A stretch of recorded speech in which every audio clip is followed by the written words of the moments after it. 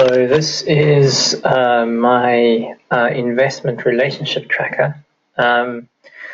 So basically the idea here is to put in all the investments that I have made and understand the relationships between the investments. So you have populated a dummy set of investments, but typically you would go and you'd create a brand new investment. And that would go through a sort of a workflow of defining your investment. Investment,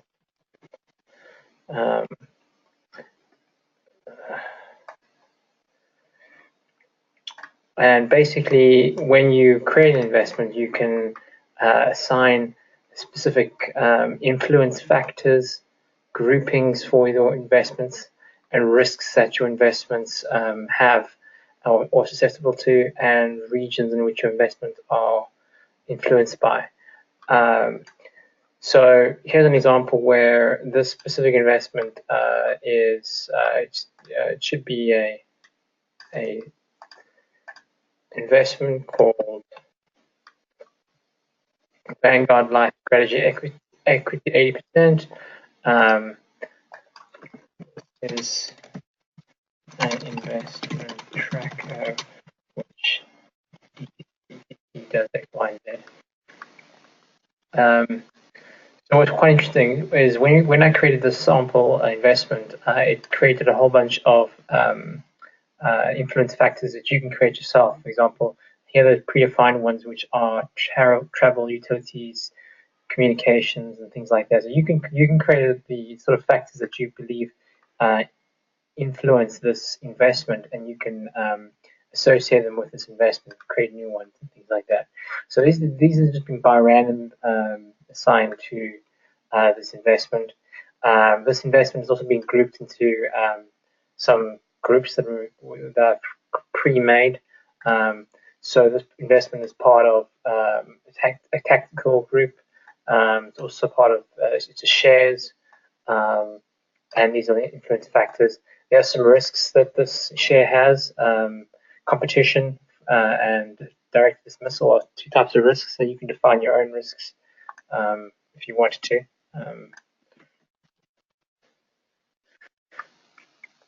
It should appear.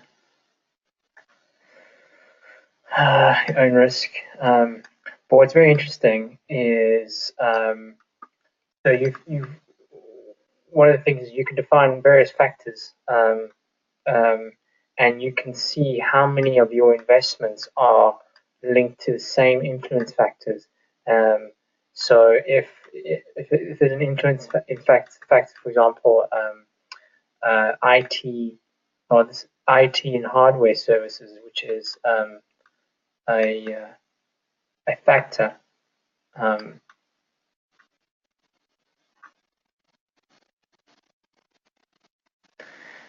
Then you can see how many of your investments are linked to that same factor and would be under risk of being susceptible to volatility if that specific factor came into threat. So my investment 8 and my investment 4 are both linked to investment banking.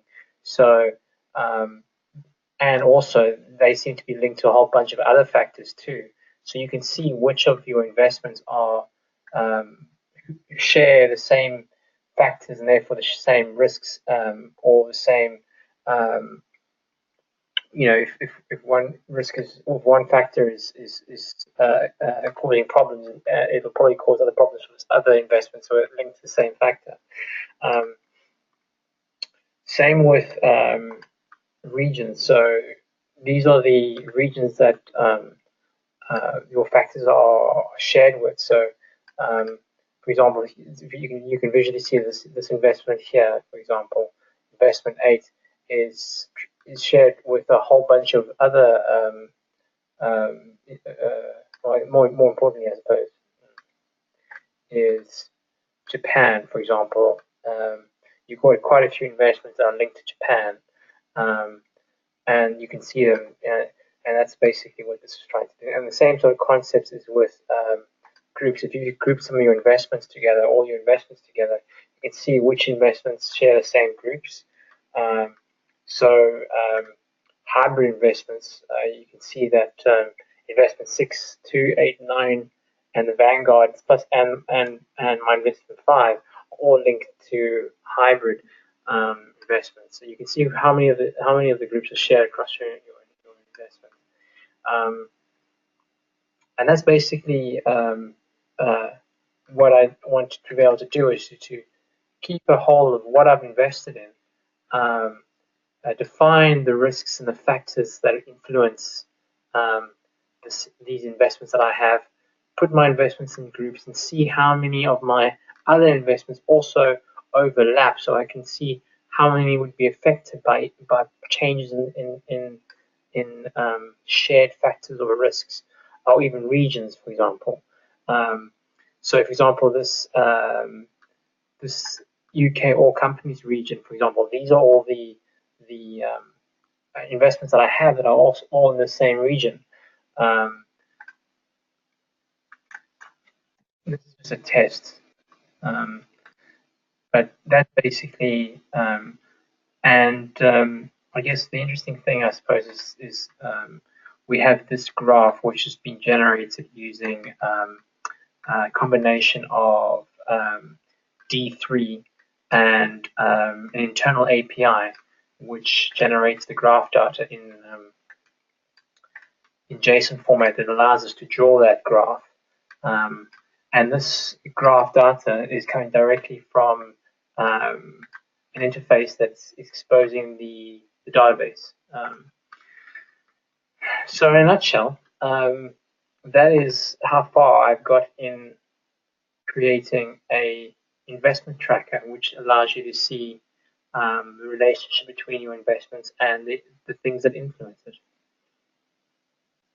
What I will do now is quickly just run through creating a brand new investment instead of going through this dummy stuff.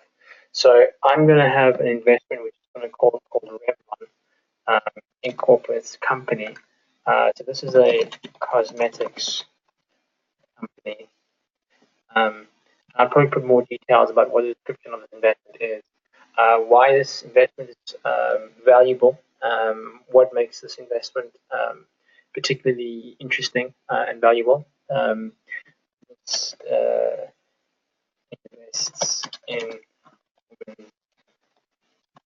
cosmetics, and women love cosmetics, so that's why it's valuable. So, what makes it desirable? So what is it about this investment that makes it desirable? So sure, this is why I think it's valuable, but what makes people want this investment, or why is this attractive? Why would this be popular? And because that's something that's worthwhile assessing when you are comparing your investments, or at least considering. Your initial investment, so how much money do you invest in it, and how much money has it appreciated or depreciated. This is not currently used, but anyway, move on to the next thing about an investment, is which factors influence this investment. So basically transport, I don't see anything else. Pharmaceutical, medical would probably, because it's cosmetics and things like that, but you probably want to add your own one, which is a factor which probably is the cosmetics industry, and the description would be the let's say the performance of the cosmetic industry would be a factor. If it was doing really badly, then the chance that this investment linked to the cosmetics factor will do badly. And anybody else who's also linked. So what are the risks? Well, risk of competition. And I don't know, perhaps if Revlon fired their CEO, that could be an issue. So maybe I'll put that in there. Create a new risk if I want to, but these are fine for now. which area is it in? Well, this could be anything. These are just actually fund sectors or sectors and regions. So, probably this is probably the USA. So I'm going to say that this red line is in the US. And just for the sake of variety, I'm going to say North America has 2 regions that's associated with this investment. There's some generic groups that you can create. I'm going to say that this group is I'm going to make a new group that says this is cosmetics investment. So I'm going to put all my my new group is going to hold all my cosmetics investments. So whenever I'm creating a new investment that's a cosmetic company, I'm going to group it into this cosmetic investment, just like I'm doing here. That's what I just created because I didn't have one.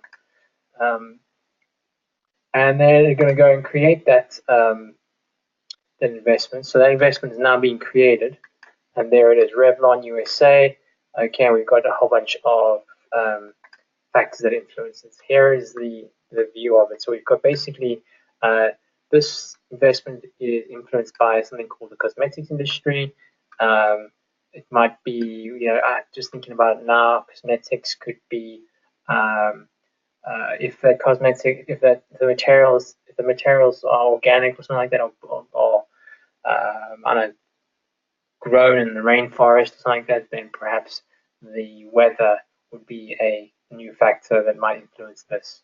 Well, particularly if this was a coffee investment, perhaps you would put a factor as the weather and agriculture, how it affects the beans and whatnot. This is in the investment group, and it's basically these are the risks and these are the regions. But what's more important now is I want to see how the rest of my portfolio reacts to my new investment in terms of. So let's have a look at the.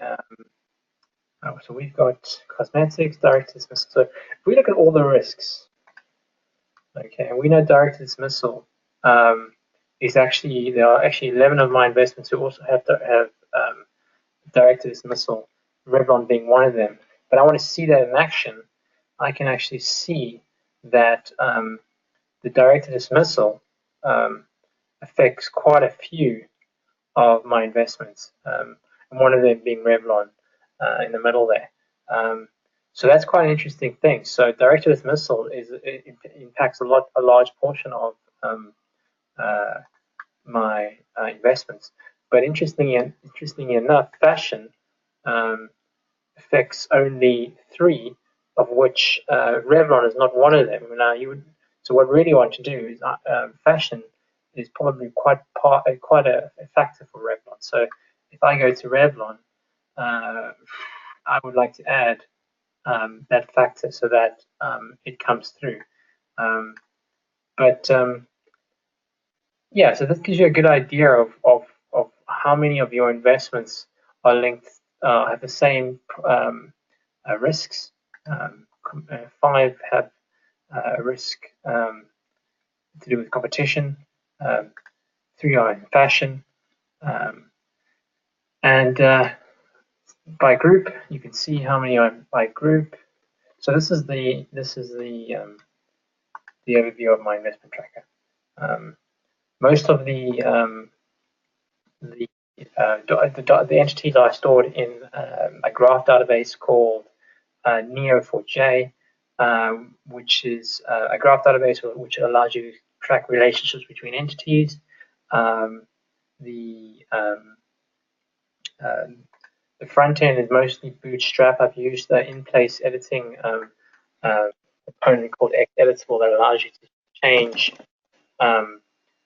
entities' properties, and they update in the database on the fly, which is quite interesting, quite useful. Instead of having to create a different form that you need to edit these entities, you can edit these things in place, which makes things really interesting or useful, because if you want to change things really quickly, update in the database and it's clean, and you didn't have to refresh the page. So that's quite useful. So this is it. Thank you very much.